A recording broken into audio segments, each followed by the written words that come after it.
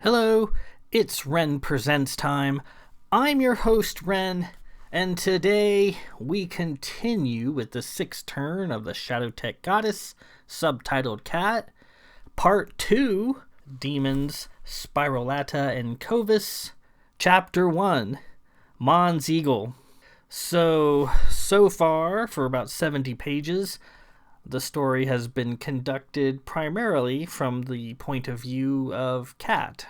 The story going forward takes a radically different turn, and we go away from Cat and the Ruins of Clovis. We leave Cana altogether to the mystical planet of Cammara. Now, just a little bit of backstory. The way this fictional world works, before the League, they were known as the Elder Kind, and they served as heralds and protectors and servants, a group of starfaring creatures known as the Elders. And these Elders fed on starlight, but they did it in a peaceful fashion without harming other life.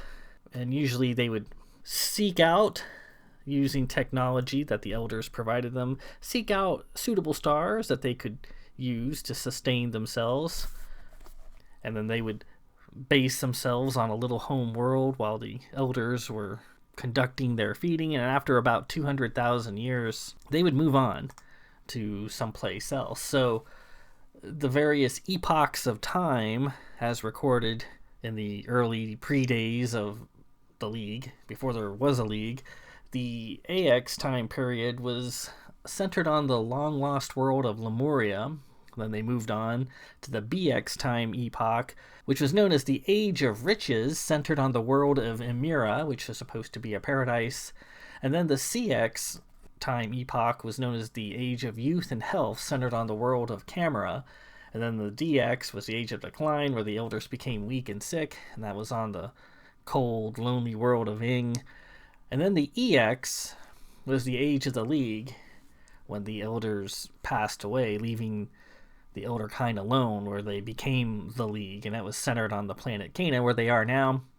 And then after the Great Betrayal, after a bunch of League households fled the League and became the Zafin Armada, we reset the time period back to the AX after the Great Betrayal. The CX time period, the Age of Youth and Health, was centered on the mystical world of Cammara, and there the Elders bestowed upon the Elder Kind, their servants, 2 wondrous gifts. One was the gift of youth, so that these people don't get old. I mean, they live their lives and then they die. At least they appear to die, anyways. See Book 2 for more on that. They live their lives, they die, but they don't really age. They get to like their prime, like in their mid-20s, and they stay that way until the day they die. It's hard to tell how old someone is in the League just by looking at them, because everybody looks young. The Monoма peoples of the South Cana, since they're not Elder Kind, they get old as they age, but the League does not. The second gift the Elders bestowed upon the Elder Kind was the gift of health, so they don't get sick.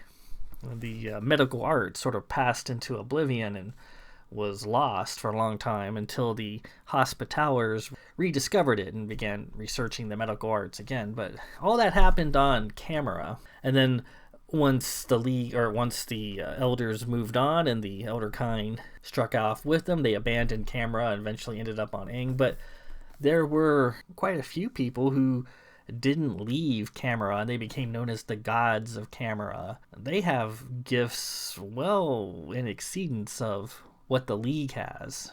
Could have been through the passage of time, or maybe other things. The Gods of Cammara. And that's where we're going to be headed in this part of the book. Part 2, Demons, Spirolata, and Clovis. So let's dig in, shall we? Enough of my prattling about backstory. Chapter 1, Mons Eagle.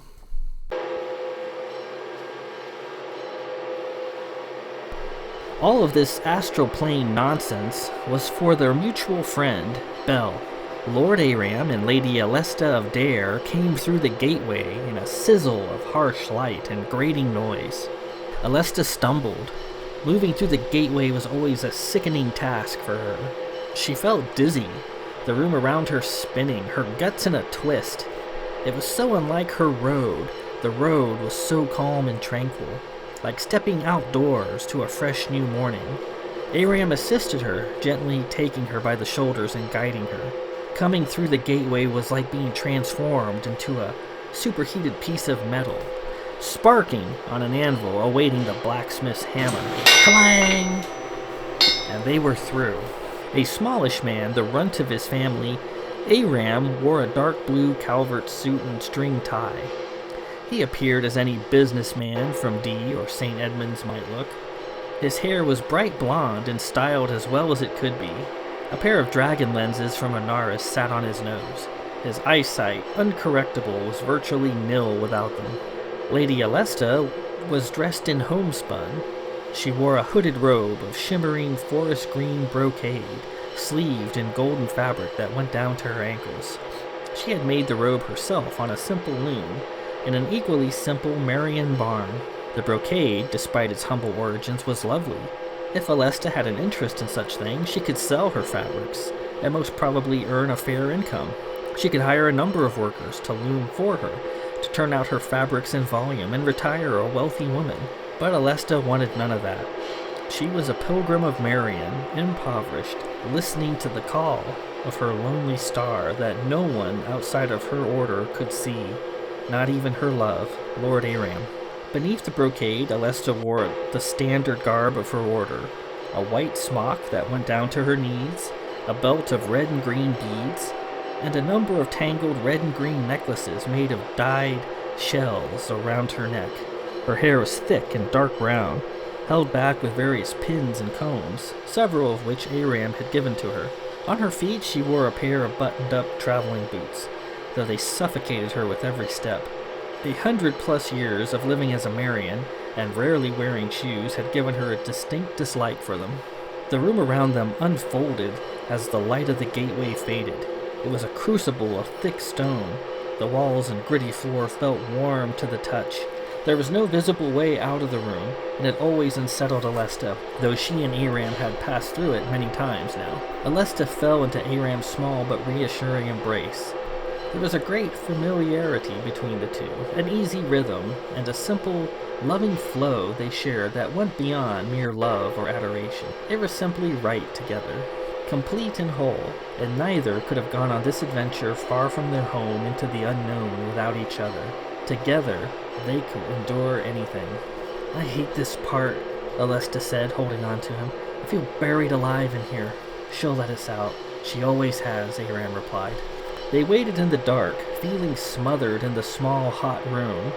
Soon, a glowing outline formed in the wall, tracing out a rectangular shape of a door.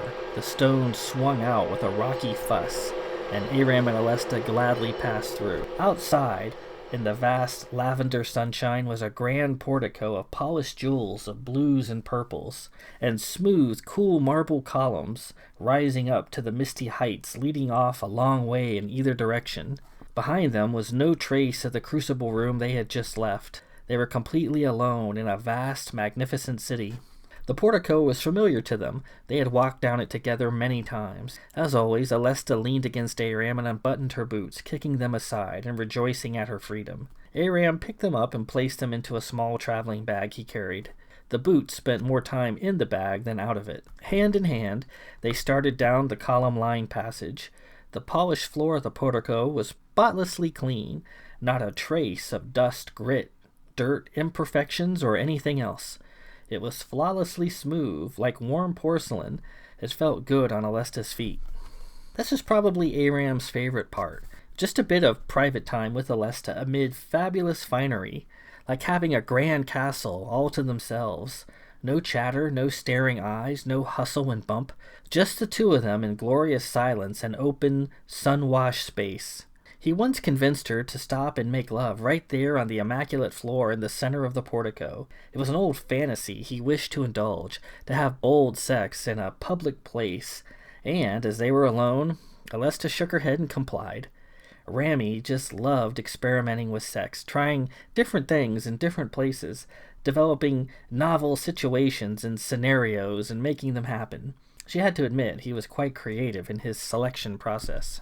They could now check off the sex in a public setting scenario. Farther down the passage was a small table set in an outcropping overlooking a quiet inlet of water. The table was always crowded with fine food, steaming mutton, roast fowl, braised beef, and other savory entrees, along with plates of fresh, sweating fruits, baskets of bread, fine ales and wines, and tankers of clear, cold water. The table was always set for two, the food always fresh, piping hot, and ready to be eaten. Aram seated Alesta, and they dined alone. The table afforded them a wondrous view. Beyond the portico there was a causeway spanning a harbor of calm water. The sky past the edge of the portico was an amazing color, soft azure mixed with hints of lavender and dancing with a cosmic arrangement of bright stars. There were 2 moons, so large that when they were in the correct position they created a sort of roof, blotting out the stars. Today, the moons weren't out yet, and they enjoyed the gallery of twinkling stars in full color as they dined. This was Alesta's favorite moment, dining alone with her love under the stars and enjoying the delicious foods, feeling like she was the queen of the universe. Across the causeway and looming over the water was a great palace built in a spiky, godlike architectural style neither of them was familiar with. Alesta liked to gaze at it as she ate her meal. It was very pretty and somewhat imposing to look on. The place had a name, she and Aram were told, and Sara, Mons Eagle, court of the gods of Cammara. This wondrous yet empty place was Cammara, a place of lore and riches far away from their home in the League. Cammara, long lost home of their ancestors 200,000 years prior, abandoned by the elders, save for those select godlike people who chose to remain. Aram and Alesta were, without question, the first modern Leaguers to see Cammara since it had been abandoned. One day, when she and Aram had children, Alesta wondered if she would come up with the words to adequately describe this place to them. Guarding the entrance to the court was a great twisting vortex that rose high into the sky, past the point where they could see, like a great rope hanging from the heavens. It undulated slowly back and forth, and if they listened closely, it generated a grinding, scouring sound. The vortex used to frighten Alesta. It was elemental and terrible, and she didn't like to look at it. But now she had become accustomed to the thing and didn't pay it much attention. They finished their meal and continued on, their bellies full. The food they had just eaten would be put to good use. They had a long way to walk. On and on they walked, passing boulevards and causeways, not encountering a soul. Their passage along the portico was soundless save for the dull thuds of their footfalls. They came to a grand square cut flawlessly into the center of several intersecting streets. In the center of the square was a large fountain in the shape of a plain, round bowl filled with calm, pearly water. Aram and Alesta approached the fountain, like they had done so many times before. From this mystical fountain they could see far into the past, into the future, into other places populated by other people. From there, they could see all, like cosmic voyeurs. They gazed into the water. "How many times have we done this now, Rami? 5 or 6? Alesta asked. 6. I wonder what Bel will be like in this universe. The farther we get from home, the stranger he becomes. He's still Bel, our friend, no matter how far we travel," Alesta said. "Remember him as a woman a few universes back, Bear? That was something else, wasn't it? She was a fine lady." "She certainly was," Aram said with a bit of nostalgia. As they stood by the basin, the water came up in a great controlled cascade, like a mound of clay under the precise control of a potter's hand. The water shaped itself, adding form, texture, and color. As Aram and Alesta watched, the image of their friend Stenstrom, Lord of Belmont, South Tyrol, came into clarity, towering over them in his usual long HRN coat and his metal Tyrol boots. He was standing on a lofty rooftop overlooking a city by the sea. "Well, he looks fairly normal in this universe, I must say," Aram said heartily. "He's wearing his usual uniform and such. He looks trim and healthy as always." Alesta looked up at the image. "Yes, but look, he's wearing his old mask again. He is, I see it. And why is he walking about on the rooftops like a prowler? What's he doing up there? And where's Gwen? She's usually never far from his side. Aram took Alesta by the hand and led her away from the fountain. I suppose we'll find out in short order. As they walked away, the water collapsed back into the basin. Ahead was the causeway, spanning the harbor and the great castle of Mons. A figure approached from the opposite direction, walking toward them at a brisk pace. "Aram! Alesta!" came a pleasing feminine voice, and the silence around them, hearing another voice, was somewhat shocking. "We're here," Aram answered, waving. Beyond, in the bluish light, the vortex had vanished. A smiling woman came toward them. She was tall and thin, much taller than either Aram or Alesta, and she loomed over them. She wore, as always, a rather utilitarian outfit, resembling a pilot's flight suit, though they had never seen any sort of flight vehicle associated with her in the dozen or so times they had met her before. They had never seen her get out of a rip car or a suborbital. They had never witnessed her flying a vehicle or anything of the sort. She had a life support harness complete with tubes and dangling hoses that she might connect to an oxygen system on a deventilated ship. The hoses clinked and knocked together as she walked. Her boots were heavy and thick-treaded. She wore a compartmented belt, and at her shoulder was a holstered gun. Despite her workmanlike clothing and conspicuous sidearm, her blonde hair was styled up and set into place as if she were expecting a cultured evening on the town. This was the woman with the gun. They knew her by no other name. In the beginning, they often asked what her name was, and she never replied with a direct answer, so they stopped asking. She had come to them one night in Aram's quarters aboard the Seeker, watching them sleep in the dark. When they became aware of her presence, she said she was the wife of their mutual friend, Stenstrom, Lord of Belmont, South Tyrol. She said she was desperate, claiming that both she and Lord Belmont needed their help. Alesta wanted to call for security. The woman was clearly lying, clearly an intruder. Their friend, Lord Belmont, was not married, and the long-standing favorite to claim his hand was certainly not this woman. It was either Gwendolen, Lady Apprentice, or the flamboyant Morgan Jedricks of the Grand Order of Hospitallers. Alesta's bet had always been that the studious Lady Gwendolen would win out, while Aram was certain it would be the passionate Morgan Jedricks. But here was this woman with a gun at her shoulder, a stranger, claiming she was Lord Stenstrom's wife. And then she made the most outlandish claim of all. She told them she was a Volgrim, a person from another universe. In another universe, in an alternate place and time, she said she was the wife of Lord Belmont. By rights, they should have fled from her or called ship security, as Alesta had wanted. But she had a genuine, if tragic, air about her that captivated Aram. She seemed sincere. She had an arresting and calming effect on them, and they listened. Aram thought she might be a goddess disguised as a mortal woman. He continued to believe that. She said Lord Belmont had come under the influence of an arcane device known as the Anatometer, and, if proper steps were not taken, he would lose his soul to it. A ridiculous story, truly, but she proved her claims. She predicted the coming of certain events, and she was right time and time again. She knew the true nature of their friend Morgan Jedricks, and it was horrible. She had access to odd technology. She had taken them far away to the place of Mons on Cammara, where they now stood, a place no one from the League had seen in 200,000 years. Always, she told them, Lord Belmont's soul was at risk. The woman with the gun begged their help. For the soul of their friend, they decided to delay their wedding and help her. They had visited 5 odd universes so far, where they'd witnessed strange things, but were delighted as well, for their friend, Lord Belmont, no matter what guise he took, was always the same at heart. The woman with the gun had promised them wondrous stories that they could tell to their children, of adventure in faraway places, and she had been correct in that too. Now, smiling, she placed her gloved hands on both Aram and Alesta at once. "It is so good to see you again, my friends." Like the crucible room they had come from, her touch was warm and energetic. "And you," Aram replied, looking up at her beautiful face. "Did you eat? I left the table out for you again." "We did. It was very good." The woman with the gun smiled. I'm glad. She led them out across the causeway toward the waiting, silent castle.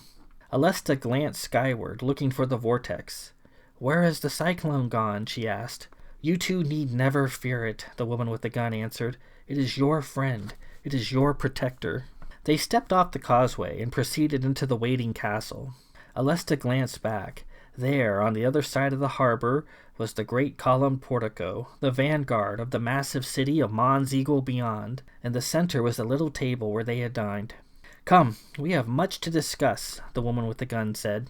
The interior of the castle was a sumptuous gullet of polished stone, wrought metals, and clashing colors, all dizzying and difficult to take in all at once. At the end was a vast chamber of lofty proportions and mysterious in drifting stained lighting.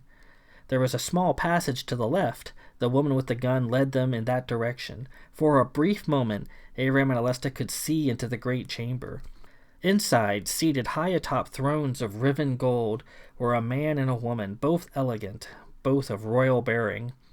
Both were still and unmoving, as if wax figures cast in state. Aram and Alesta had caught a glimpse of them many times, always still, always silent, always in the same position. Aside from the woman with the gun, they were the only other people they had ever seen in the city. "Who are those people?" Alesta once asked. The woman with the gun answered, "Those are the gods of Cammara." "Why do they not move?" "They do move. You simply cannot perceive it. It's all a matter of time." They went deep into the castle. The veneer of fine stones and sheathing of impossible color gave way to bare, unfinished rock in drab grays. They came upon a great stone door. The woman with the gun opened it, and they stepped into a cramped work area. The area consisted of several small rooms, one leading out to a terrace over the water. The walls and floors were covered in a chaotic topcoat of parchments and scrawled drawings, all scattered about. Every available surface was covered with tacked up or piled up papers. "Please make yourselves at home," the woman said. It was impossible to take an unguarded step or a casual seat without first having to be mindful of papers and crinkled scrolls.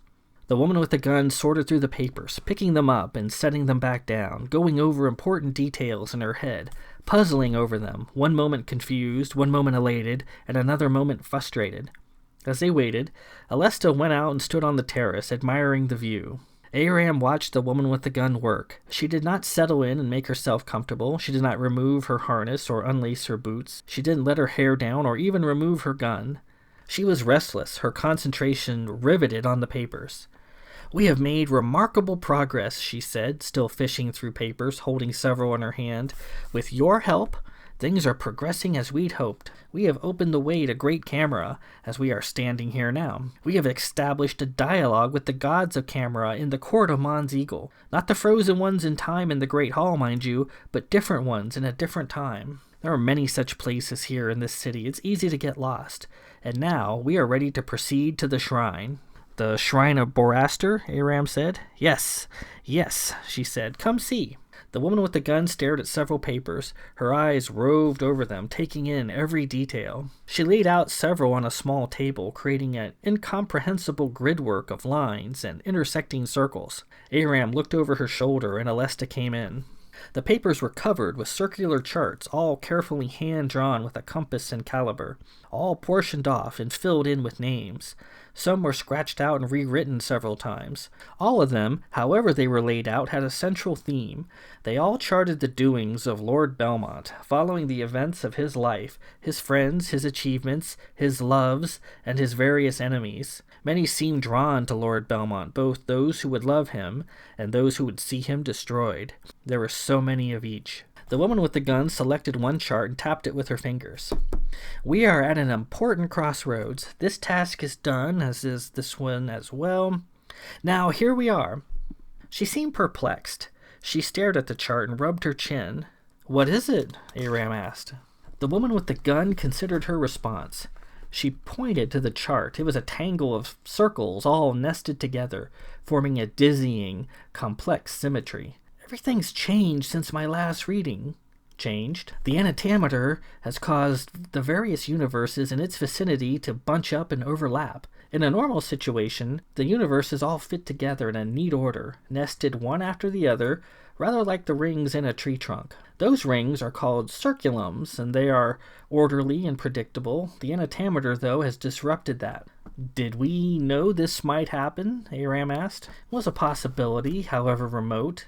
She puzzled over the charts. See on my chart how the lines of the circles intersect? They didn't do that before. These lines of intersection are points where two or more universes come together. There, the doings in one universe can affect the doings in another. Bad things can happen. Demons can gain entrance through these intersections. See here and here?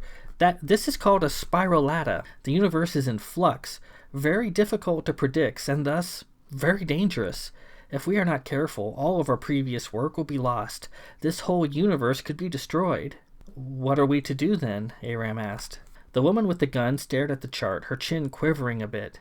My lady? She picked up a set of calipers and set them on the chart.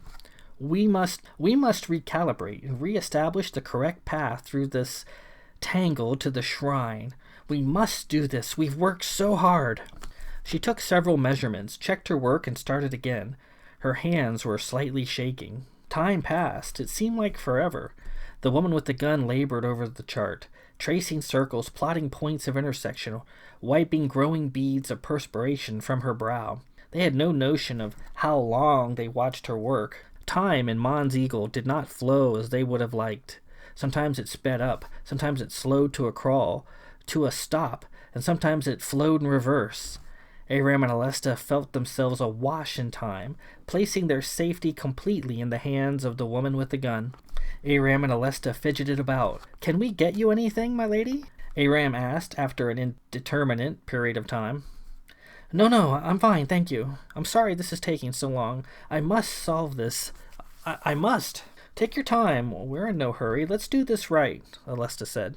As Aram and Alesta watched, they saw for the first time ever the cool and in-command demeanor of the woman with the gun, their host on this odd, arcane journey across the universes, falter, become unsure, become frustrated. Annoyance turned to confusion, which then turned to fear, and finally despair. She stared at the chart, holding her calipers and shaking hands, understanding it less and less with each passing moment. At last she cast her calipers aside and sighed. All of my previous charting is unusable. It's all in shambles. I cannot find a path. This is beyond my skill. Aram pulled a small ochre disc from his coat. 7 names were arranged on the disc in a radial pattern. Then all of these names you gave us previously, are they no longer good? We've been using this disc as a guide. You gave it to us. I'm sorry, she said as she studied the chart. They are no longer valid. I don't know the way ahead. Aram checked the disc. Previously, it displayed all 7 names laid out in a wheel-like pattern. He had memorized them. Gwendolyn, Melazar, Gwendolyn, Tara, Gwendolyn, Cat, Gwendolyn, and an unreadable name at the end. All were people he knew. Lieutenant Gwendolyn Apprentice, a stern woman of Xenon society, a ship's captain, and most frequent lover at Belle's side. A Murthig, she was called in the universal scheme of things. Melazar of Caroline, a giant and outwardly off-putting Zaffin trollop, concealing a very shy and insecure person within. In all their adventures to date, Melazar of Caroline had always met with a terrible end. She was known as the Merton, an unwitting messenger carrying information within her very body. The universe seemed to want the Merton's blood, and it got it most every time. Private Tara de la Anderson, the common girl from Baz, a Marine, and their friend from the Seeker. Cat. Who was Cat? He struggled to remember. Oh, the vile black hat who had nearly killed Lord Stenstrom with STT Shadowtech traps not long ago in the Ruins of Clovis. Now, all of the names were gone, replaced by a single one. Bella Thouser. Who's Bella Thouser? He asked. The woman with the gun didn't reply. She sat down at the chart-covered couch and put her hands to her face. Alesta came to her side to console her, as did Aram. What does this all mean? Alesta asked. The woman with the gun choked up and sought a reassuring embrace from them both. Oh, my friends, it means I don't know what to do. We are finished. Bell is trapped in the Antimater's power. He will fade away in time. The universe will turn its back on him, and I will fade as well. I will never see my beloved husband again. The Shadowtech goddess will no doubt soon come and wipe this universe clean, and it's all my fault. I did this. I set this into motion. You have done this out of love, Alesta said. Then love has sounded the bell for this universe and all in it. The doings of love can be deadly too. Look what I've done. Is there nothing we can do? Aram asked. Let's take a moment and clear our heads. Let's start fresh and try again. The woman with the gun seemed deflated and diminished. It's hopeless, hopeless. I will be taken away and punished for this. Who will punish you? Aram asked. As if in response to his question, there was a knock at the door. It startled Aram. Who could it be? There had been nobody else moving about in this time-locked world of Cammara that they had ever seen before. It was just the three of them. The knock came again, harder this time. And with that, we conclude Chapter 1, Mons Eagle. As we see, Aram and Alesta have taken over the POV for this story. They are our guides and narrators for the time being. Aram and Alesta are some of my most favorite characters. People seem to like them the most. Aram was introduced as Lord Stenstrom's helmsman in Book 6, and Lady Alesta was introduced in Book 7. Unlike most of the characters in my books, who are fabulously rich and good-looking, Aram is just a common Joe. He's really not that great to look at. He can't see. He's nearsighted. He's a commoner from Calvert, from a house miner for the most part. Lady Alesta is a pilgrim of Marion. She was impoverished and singing histories of the elders that are considered to be alternative to the standard narrative. She's often considered to be the model of a very, I don't know if empowered is the right word, that word gets thrown around a lot. She's a woman with agency. She's humble and unassuming, yet she's very powerful in what she can do. She can summon the Marion's Road, which is like an instantaneous form of travel. As long as she is seen where she wants to go with her own eyes, she can get you there without the need of a spaceship. Determined and will dish out tough love when she needs to. She's a very humble yet potent character. And these two are the guides throughout these various forays into the universe. This is the 6th turn, so there have been 5 other turns before that. Not all of them have been covered in book form, but they're usually the guides, the people providing Lord Belmont with the information he needs. And their guide above them is the mysterious woman with the gun, whom Aram assumes is a goddess. You find out what she actually is shortly. So that's the end of Chapter 1, Mons Eagle, in the wondrous city of Mons Eagle in Cammara, a very far away and exotic place.